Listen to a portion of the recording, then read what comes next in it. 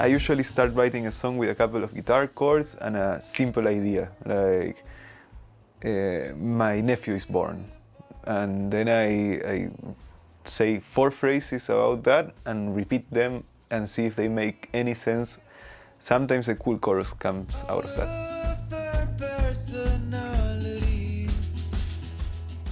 Cooking Birdman. I use Pro Tools for editing sound for film, and I also use Ableton Live to produce music too.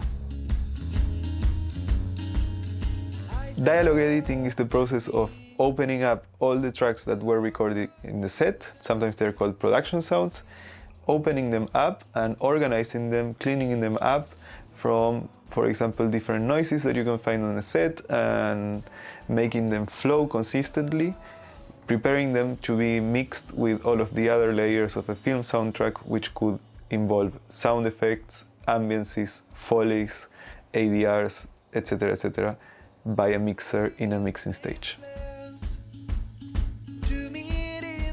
I don't have a specific preference about the ports of a monitor. I think you just have to feel comfortable and know them enough to trust your decisions while editing or mixing.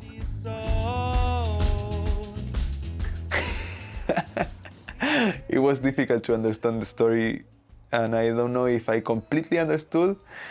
Mainly when you're editing word per word, sometimes you forget the whole message.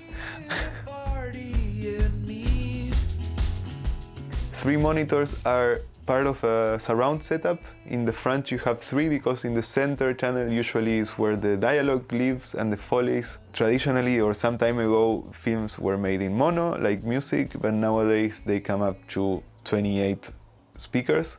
The first surround system is 3 speakers in the front, 2 in the back, and 1 subwoofer. That's called a 5.1, and in the center you will have your dialogue and most of the sound effects living. To make a vocal fit comfortably in a mix, there are many things you can do.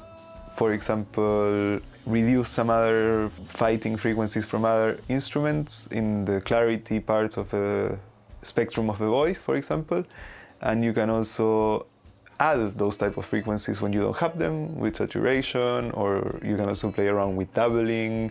There are different techniques that you could do to have your vocals, depending on the genre, either on your face or fitting comfortably in a depth where you're looking for. Depending on which problems you're having in your room, sometimes you will want to, for example, reduce reverberation and reflections, so you could, without moving your furniture around, if you have empty walls, you can put an absorber there, and then you will start reducing those reflections.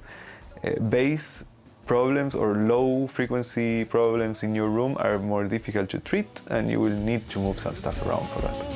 Maybe this time I'll have to go.